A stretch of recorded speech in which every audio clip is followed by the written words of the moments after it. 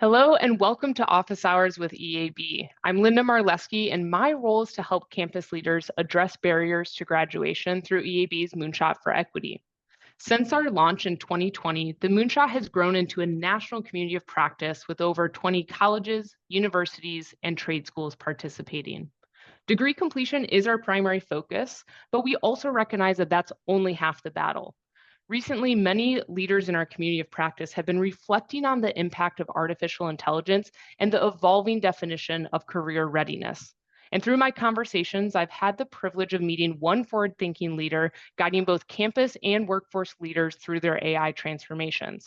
Todd McLees is an internationally recognized strategist and thought leader on the future of work and learning.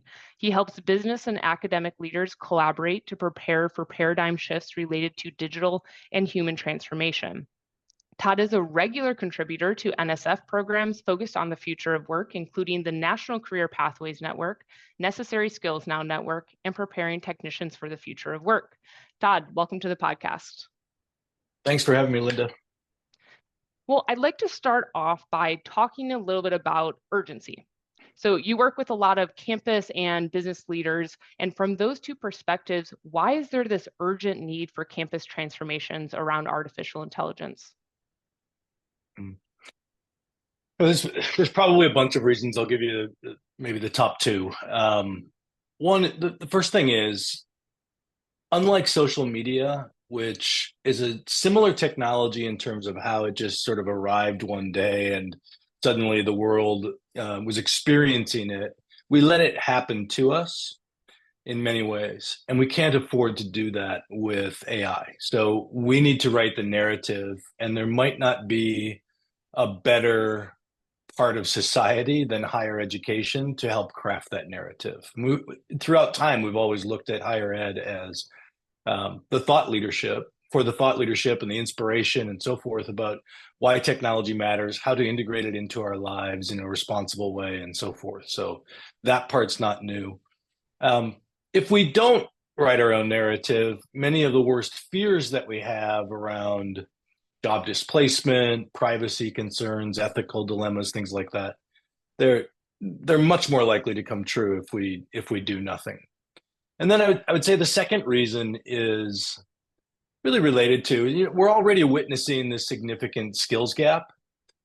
And if we do nothing, it will only widen. And one of my big fears around, outside of well-being, one of the places where I really focus is around the digital skills gap. And when you look at the AI gap, it could become insurmountable over the next couple of years if we just move forward like we normally do, where it ultimately ends up trickling down to underserved aspects of communities and so forth, the traditionally underserved.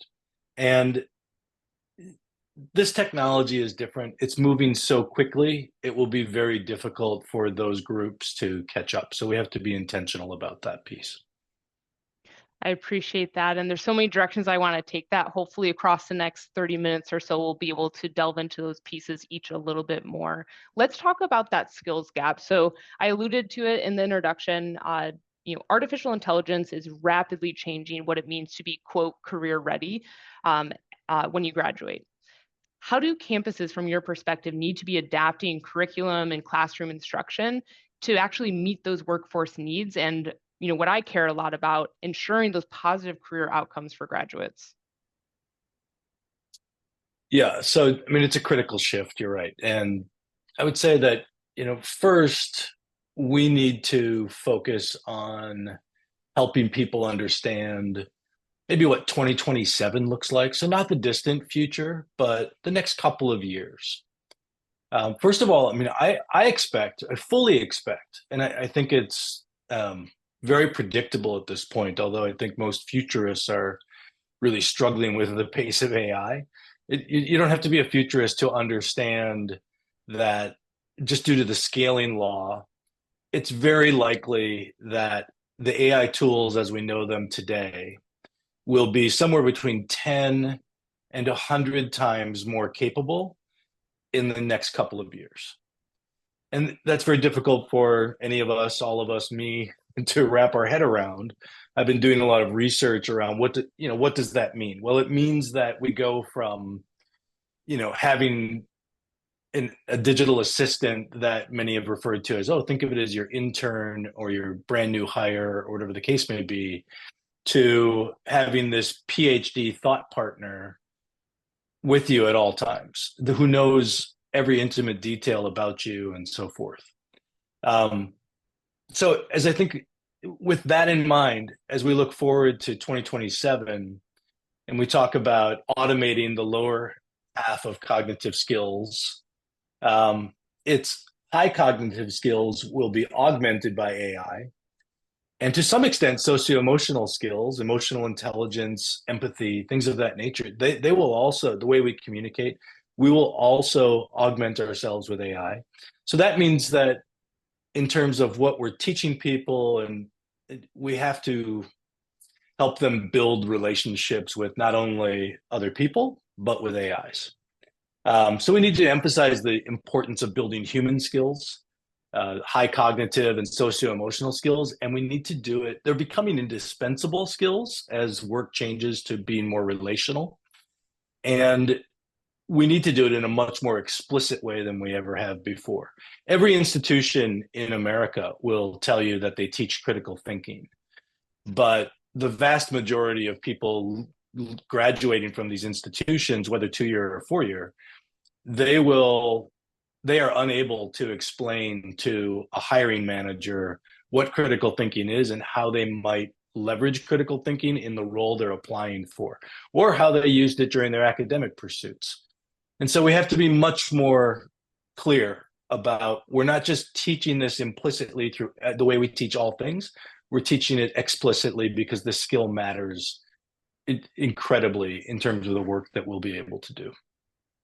I know we're in an audio medium, but I'm nodding vigorously. I appreciate the emphasis on the human skills piece, because I think one of the number one fears that I often hear is that AI is trying to replace humans, when really what you're getting at is that it's doubling down on the importance of the human-centered skill sets. I also, to that career ready definition, just very tangibly, and there's no shortage of reports you can consume on the future of work. Just one for our listeners, the AI Index report by LinkedIn and Microsoft. 2 stats I'm going to put out for you. 66% of employers said that they would not hire someone without AI skills, and 71% say that they would rather hire a less experienced candidate with AI skills than a more experienced candidate without. So if you want 2 stats to just simplify, we need to be doing this in our classrooms and preparing students for this. It's not even the future, right? This is current state. And so if we're not doing it now, then we are doing a disservice to our students. But I know that I am on my soapbox there. And so let's get to a more positive frame. I think that there's also a wealth of opportunities for higher ed leaders here. You are very plugged into the business community. What are business leaders asking for? What are maybe some of those new and emerging opportunities for workforce partnerships that a college or university, can benefit from as a result of the changing landscape around AI? Yeah, I think there are tremendous opportunities here for workforce partnerships, I mean, primarily around this concept of perpetual reinvention. So we have heard throughout the last couple of decades about lifelong learning, that probably graduated recently to continuous upskilling. But now, because of the need for people to focus on having options in the future, there's this concept around perpetual reinvention. Organizations will be doing it. They'll expect individuals to do it. So, and I think higher ed is in a prime position to facilitate the ongoing learning process. So to take advantage of that, campuses need to be more nimble. There's this balance between listening closely to what industry partners are saying, which many campuses already do a great job of with their business councils and employer groups and so forth. But there's also the reality that we have to anticipate future trends that industry partners might not yet see. as you work your way down market into small and medium-sized businesses, to have a conversation about what 3 years from now looks like in terms of their workforce needs, they don't know. I had a meeting a couple of weeks ago with a very large company in the space, Manpower, and the comment was these things are workforce planning today is done in sprints.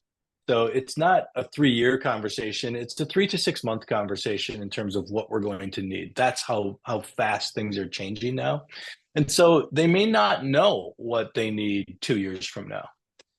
In other words, what they need from somebody who's already enrolled in the institution, right? So we have to help them understand that piece, but still, I would say, retrofit it to their context. It's an amazing opportunity in terms of, there may have been times where continuing education at some campuses is sort of this other thing that we do, but it's not strategically important. I think we're getting to the point where the vast majority of the workforce will need to be continuously upskilled.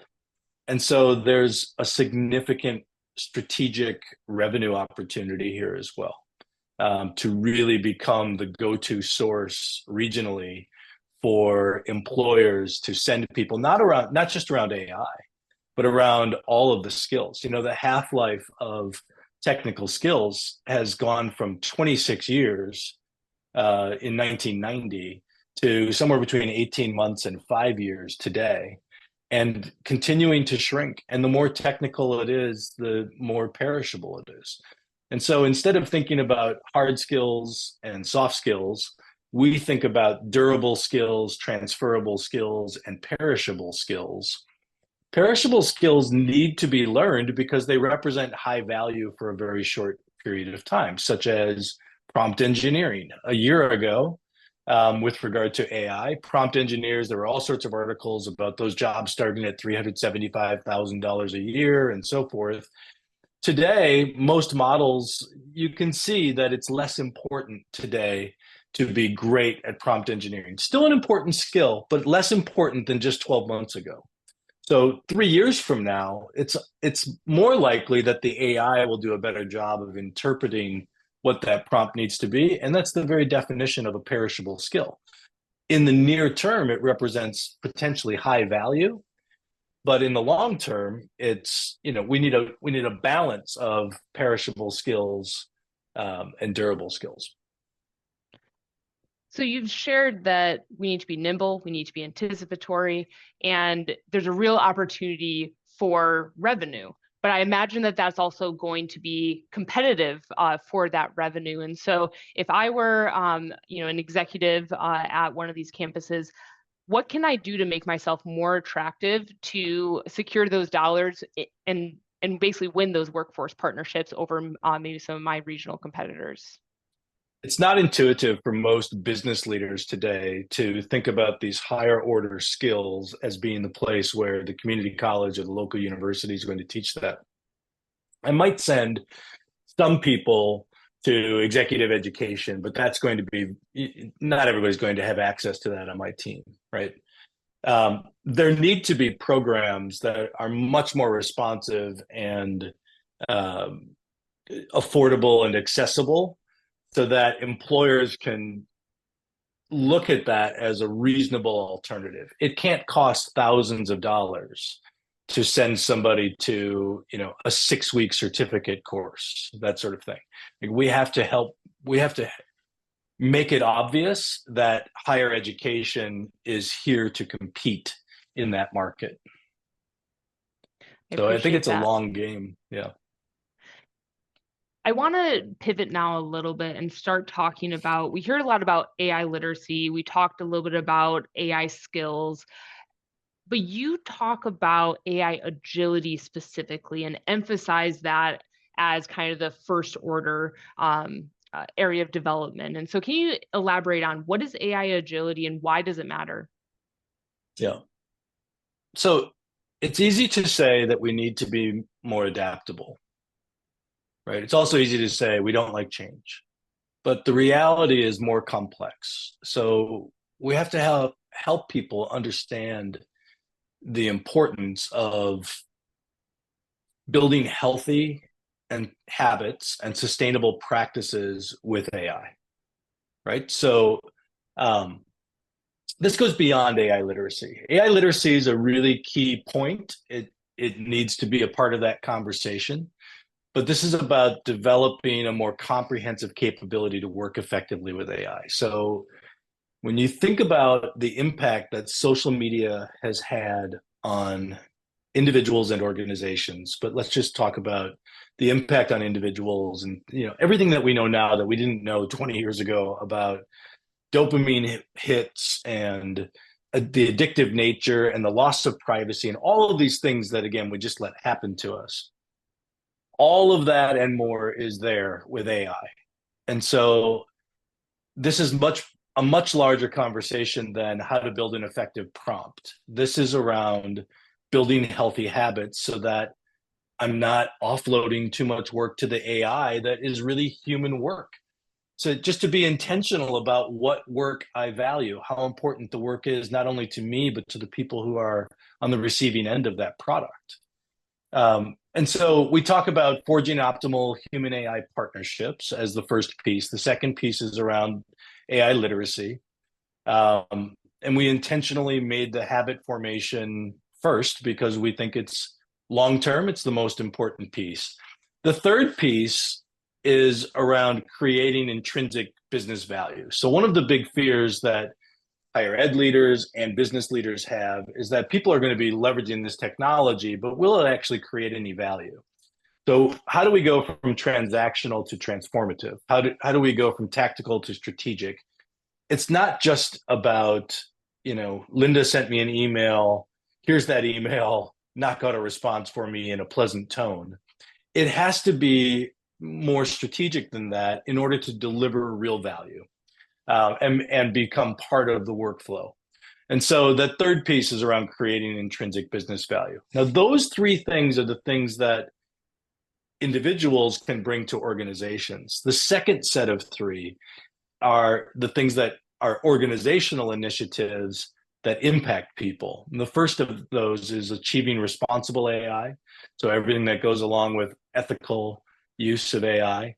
The second is around navigating the skills-based economy. So this is a little bit future of work, but let's just be aware that work is changing everybody and AI plays a role in that, but AI can also help us navigate that. And the last piece is around cultivating human skills. So in order to be great at leveraging AI, we need to become much better at being human. The machines are getting much, much better at an exponential pace at being machines. And so we need to focus on building the high cognitive skills that the uniquely human skills that make sure that humanity is not lost in this equation. I know that a lot of times with any change, we talk about establishing that common language. And it seems like what you're getting at in many ways is establishing a common paradigm and the importance of having these discussions together because there's a lot of angst. And I know that you facilitate a lot of workshops. Let's take faculty as one example.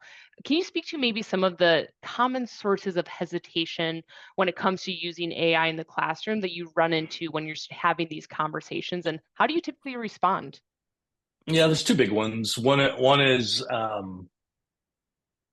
the erosion of critical thinking, right? That's the underlying. Anytime somebody's talking about academic integrity or dishonesty and so forth, um, the underlying factor seems to be this loss of learning and or critical thinking. And my response is to help people build healthy habits. So by the time school starts in the upcoming semester, because of the accessibility, it's the most accessible technology that's ever been created. There are many free, highly capable models now. It's changed in the last 6 months. It used to be that if it was free, it was a less capable model. Now that's no longer true. So I expect that it's going to be on nearly every device on the campus in the upcoming school year, during the upcoming school year. And so people are going to use it. And it can't be a game of cat and mouse. Did they use it or didn't they use it? Some campuses are banning AI checkers. There are all sorts of opportunities here to take a proactive role in helping people build healthy habits, scaffolding assignments to make sure that sometimes AI is suggested or required, sometimes it's forbidden. You can't use it here, you can use it here, feel the difference, that sort of thing. Another significant hesitation is probably around relevance of the educator. So people are at various stages there. There are different archetypes of faculty members and staff members and so forth, and they have different beliefs about what's possible and where it's at. I think most people have, at least in the last year, have had limited exposure to the AI tools. And so best case, they're thinking about what it's capable of right now. Very few people are thinking about 3 years from now when it's 100 times more capable. And so I would just say my response is usually, well, if we're still teaching with sort of Victorian or industrial era approaches, stage on the stage, lecturing for 45 minutes, rote memorization, those types of things, well, those methods are becoming increasingly outdated. And so we need to help teachers leverage their subject matter expertise in innovative ways to help not only with knowledge transfer, but help people build applied skills. So for me, those are the two big things. The last one is probably worth talking about is hallucinations. That sometimes the machine just says something that's nonsensical or is at least wrong, right? A lot of physics professors and instructors say, "Well, I asked it a question and it got it wrong." To me, outside of Perplexity, which is one specific AI tool, most of these tools are not designed just to be answer machines. It's not Google. I recognize that, that's our metaphor for what we're living through right now is, oh, this can get me an answer more quickly. And that's certainly part of what they're doing. The most powerful way to use these tools are as a thought partner that I'm sitting alongside of and collaborating with, rather than this transactional nature of standing across from it like we have for many years now with search engines, just asking it for an answer. So hallucinations, I mean, oftentimes can be engineered out through effective prompt techniques. I know that through all of that, at the core of getting folks on board is giving them those opportunities to experiment. And I think that everyone needs to have that moment where they have the aha of realizing, like myself, my own journey, right? Realizing how powerful it was as a feedback tool. I can create a persona to get feedback on a presentation before I'm in front of that audience, right? That's going to make my presentation better. Again, not necessarily using it like Google, looking just for kind of a rote memory answer. I also think with faculty, showing them the opportunity, because there's a lot of discourses, I think, based in fear, but things like previously resource intensive best practices like flipped classrooms, now they can generate content for that much, much faster. And also just validating and having probably that empathy moment, which I think you're getting at around the concerns around relevance. We need folks who have industry expertise to understand good and bad uses of AI, how we can leverage it, and the real opportunities there. But we can't do that if they're not tinkering, right? And so I guess just if you want to elaborate a little bit on some of the work that you do around helping make sure folks are experimenting with the technology and having that be a part of the learning. And so anything you want to share around the importance of experimentation? Yeah, I think, this is not just a technological transformation, it's a cultural one. And so I don't know that many institutions have this innate culture of experimentation when it comes to our daily jobs and the academic enterprise, if you will, and just driving the institution forward. We think about this. So you use the term empathy, Linda, and it's the perfect term. This entire effort requires empathy, not only for the students or faculty, all of the stakeholders. It requires empathy, and people are coming at this from different perspectives and different starting points and different levels of technical capability and so forth. And so we think about, we built a number of archetypes around transformation, and we think that it can be helpful to understand where people are starting from, where on that, think about it in terms of a social movement rather than a technology that you're plugging in to force people to use, right? In a social movement, you have this spectrum of people who are either highly supportive or on the other end of that, they are detractors, right? Here, there's an opportunity to, I would say, the more skeptical people are, the more resistant they are. The way to engage them is to get them to use the technology, to try it in their context. And I would put sort of a minimum of 15 hours of use on that.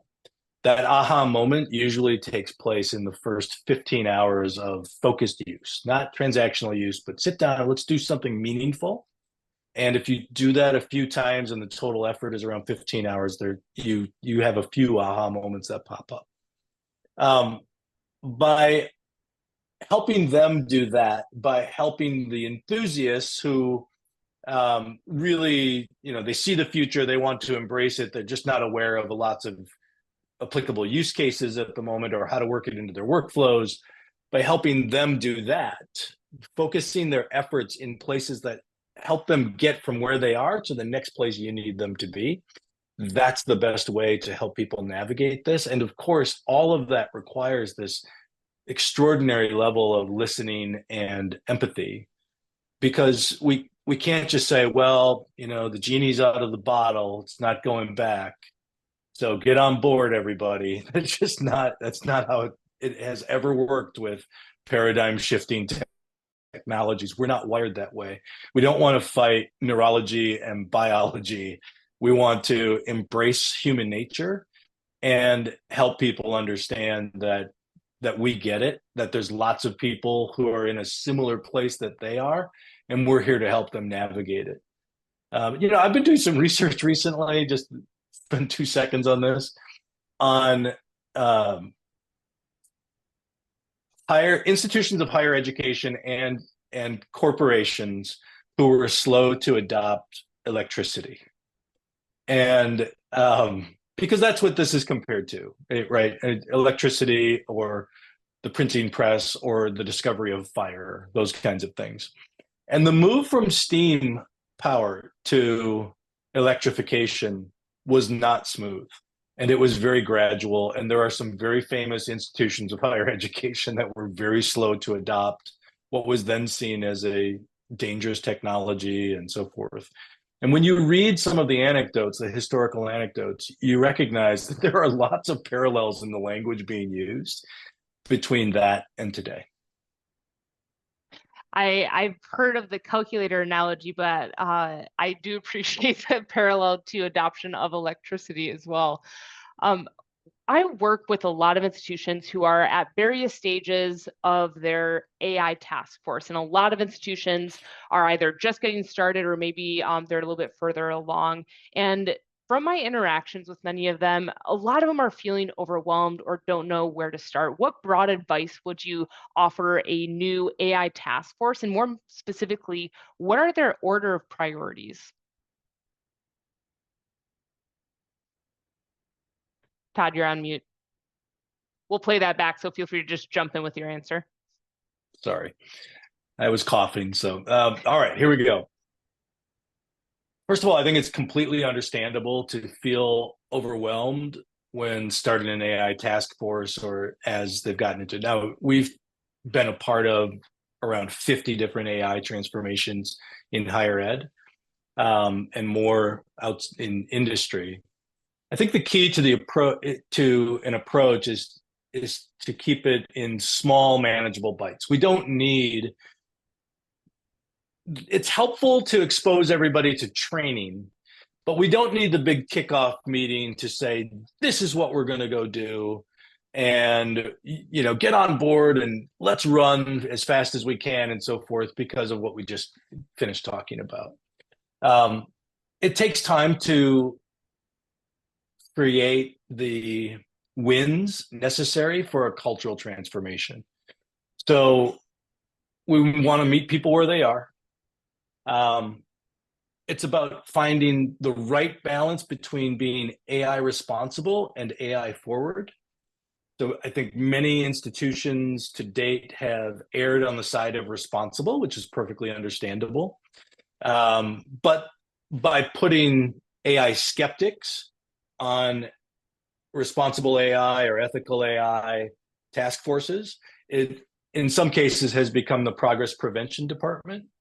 And so I learned a lot of this from Julie Schell at the University of Texas at Austin. And, this balance between AI responsible and AI forward is so important. So for every effort that we've got going on, it's about nailing down what's, the student code or what we're going to do in terms of data privacy, data security, and so forth. We want to also have an initiative that's going on that speaks to being forward thinking, right, around AI. So we are committed to the ethical use of AI, but we are also committed to leveraging AI in the classroom to innovate not only the way we teach, the way people learn, but to make sure when they graduate from this institution that they have the skills they need that employers expect with regard to AI. And that will require us to be innovative, our faculty and staff to be innovative, and our students to be innovative. And so when we strike balance, we have the opportunity to keep momentum going in these small wins rather than trying to declare a position, for the institution to just accept. I think that's a really helpful framing, as even as you're thinking to scope and draft that committee charge, which is honestly where a lot of the AI task force are in their early stages and conversations around, is just what is our focus? What are we actually trying to accomplish? So I like that framework. To round us out, what final advice would you give to a senior leader who is understanding of the urgency around artificial intelligence and that campus change, and going into this next academic year really wants to make some forward progress? What suggestions would you offer? 2, learn the technology, know how to use it yourself. I don't think this is a technology that you can convince others to use if you can't speak at a personal and visceral level about the difference that it makes in your day. I see very few higher ed leaders doing that. I think that's true of leadership groups. And I think the second thing is get a really good handle on how employers in the region are thinking about this, large, medium, and small, because that will help set the agenda. You gave some great stats around the Microsoft LinkedIn data. 2/3 of CEOs, 71% of CEOs looking to hire people with less experience but AI skills, right? I'm not sure how we teach students AI skills in the next year or 3 if we don't have a skilled workforce ourselves. And so I think go grab that importance from regional employers, but have an open conversation about it because they may not know. Small and medium especially, they may not know. Learn how to use it yourself. Insist that the leadership team knows how to use it. And then make sure that everybody knows it's accessible, that training is accessible to them. Because that removes a lot of the fear and mystery with regard to AI. I think that's a great place to leave it. You certainly give us a lot to think about. So Todd, thank you for coming on the podcast. Happy to do it, Linda. Thanks so much for having me. I really appreciate the time.